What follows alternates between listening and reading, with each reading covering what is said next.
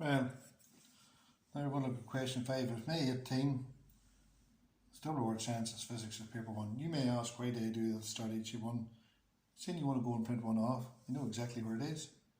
So all we're doing is a wee bit of spade work to make this easier for you if you want to go and print off question number 5. You know the year, you know the month, you know the paper, you know it's a higher tier, and you know it's question number 5. So we're going to look at the question number 5, and there's just two things here. It's going to ask about how to find the average velocity, and then it's going to ask about velocity time graphs. So we're going to look at the first thing we'll look at is the average velocity. We'll stick it up here at the top. Average velocity. How do you find the average? You add the two of them up, you divide by 2. That's how you find the average of anything. So that's the initial, and remember, what way does the alphabet go? U, V, W. Right? U, V, W. That's the way the alphabet goes, so that's the way they put them. That's U comes before V. Initial, final. So that's how you find your, that's the velocity at the start, that's your velocity at the end. How do you find the average? Add them up and divide by 2. That'll give you your average velocity. Fair enough? Right, so now we're going to go back to our old friend, the velocity time graph. And again, you have to ask this question, did you learn from the last time? Did you learn the 3 things? Velocity at a time.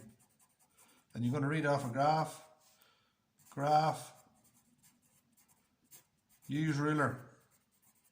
If I was an examiner, how do I make it? I make it look like 2, but it's actually 1.8 or 2.2, and the Gambine just writes down 2, so that's the thing that I would do.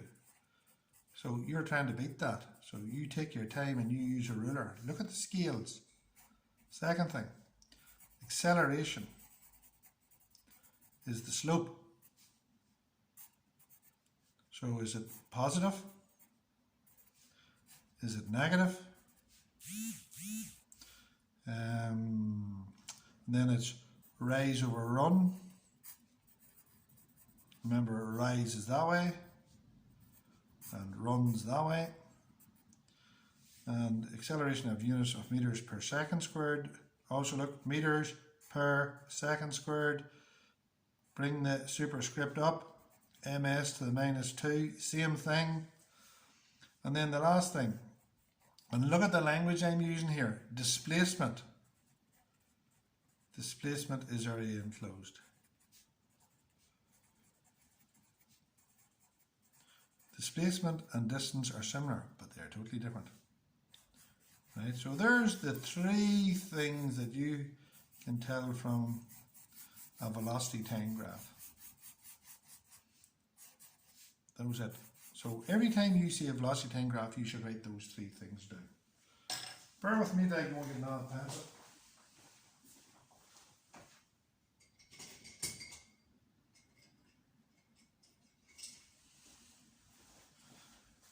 They are pre-sharpened.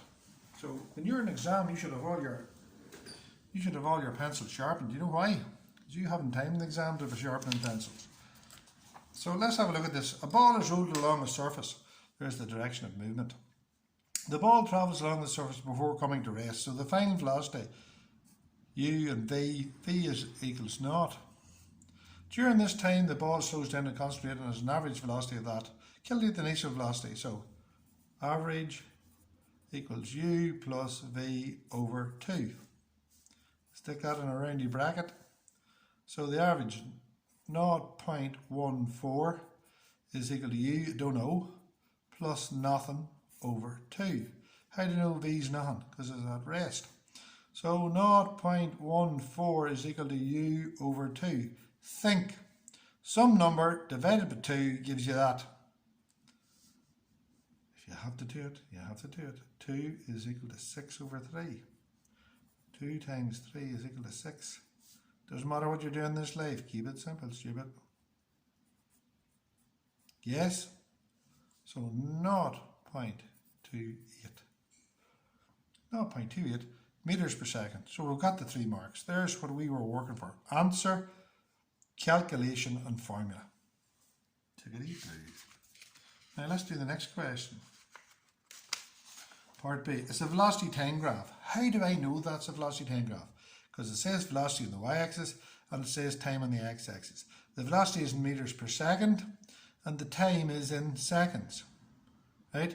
And this is not for the same ball. Look, read the question. The velocity time graph for another ball is shown. So it starts off at 0.4 and it stops 4 seconds later. It's a velocity time graph. Remember the three things.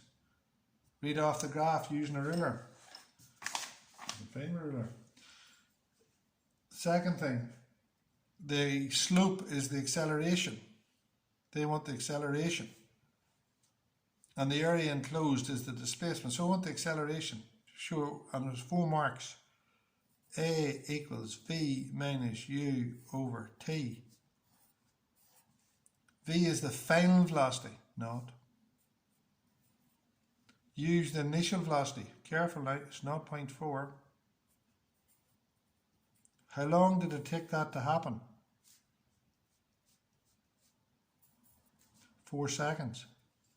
So it's 0 take away 0.4, 0 take away 0.4 divided by 4 is minus 0.1 meters per second squared. So look, there's a mark for that. It's a negative gradient. Look at your mind map. It's a negative gradient. No great surprise. Maybe we should put in there another bubble on this one to help our mind map. A equals V minus U over T. And maybe we should put another bubble. A positive. Acceleration. A negative. Deceleration. See? So it's minus 0.1. How would you use this graph to find the displacement? It's the area enclosed. The displacement is the area enclosed. The displacement is the area enclosed by the line and the axis. Now, 4 and 1's 5. My marks for that question. 5. 8 marks for that. 8 marks for that one question. Have a look at the mind map. Is there anything missing on that mind map? I don't think so. What are you going to do with this mind map? The answer is take time to learn it. Then what are you going to do? You're going to practice it. Practice is called studying. Learning, then study. You should be able to recreate that. So once you see a velocity time graph, the three things: velocity at a time, use a ruler, acceleration, and we'll put a wee bit of a extra bit on here, and then the displacement is the area enclosed. So that's the end of question number 5. Hopefully we'll see you in question number 6.